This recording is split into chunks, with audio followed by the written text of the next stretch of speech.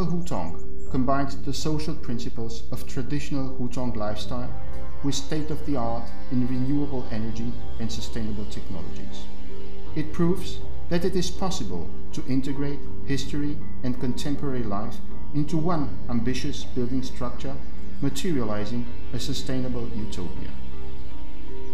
Hutong is a residential neighborhood which represents an important culture element of Beijing city.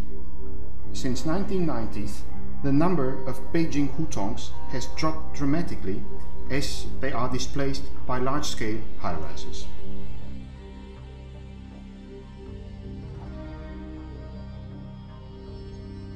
Each Hutong is associated with its own history, historic events and even anecdotes, thereby reflecting the popular urban culture of a dense and lively urban environment based on the alleys of a grid structure formed by lines of traditional courtyard residences. The vertical Hutong unites the better of two worlds.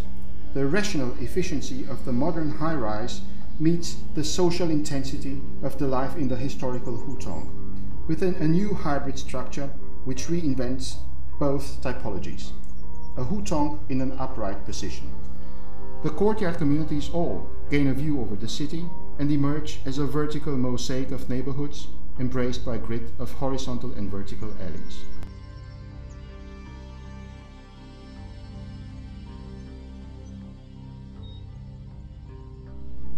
This vertical checkerboard displays the formidable richness of programmatic and spatial diversity of a city, with each unit organized as a mini-neighborhood revolving around its own tempered green courtyard space.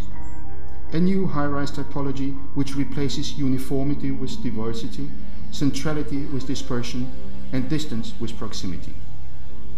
The vertical courtyard unit structure enables social interaction within the frame of each unit at a scale larger than the scale of the single apartment, yet smaller than the scale of the block.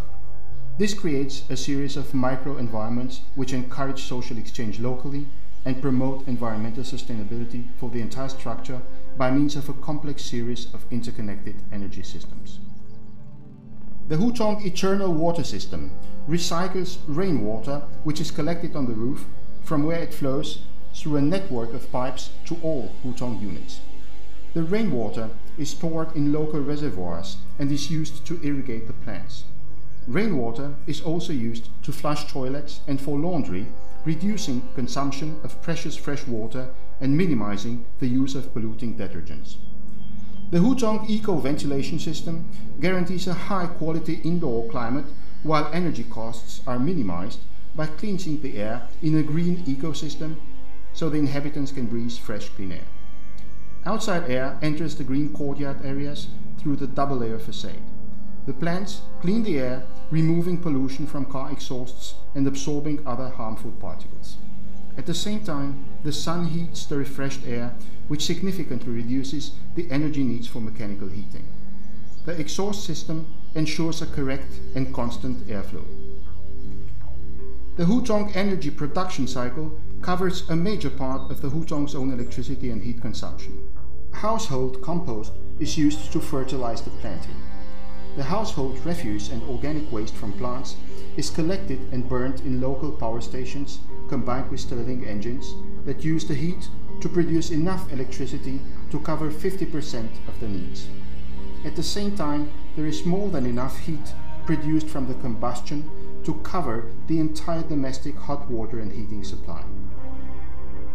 In addition to the sophisticated ventilation system, Stirling engines and rainwater collection, the Hutong energy system integrates photovoltaic panels that reduce the collective electricity power consumption by 75%, thus operating the entire vertical Hutong with an energy consumption only 10% of that in a traditional building. The Hutong energy system reduces the carbon dioxide footprint of the building by 84%, thereby setting new standards of sustainability for high-rise structures worldwide. The vertical Hutong is built up around 5 vertical concrete cores. However, as square cores, they are unstable in 2 directions. So by adding depth, the cores are stabilized in one direction, while horizontal concrete cores connect the structure into a framework. Finally, steel bracing of various densities stabilize the frame so that the structure is rigid in both directions.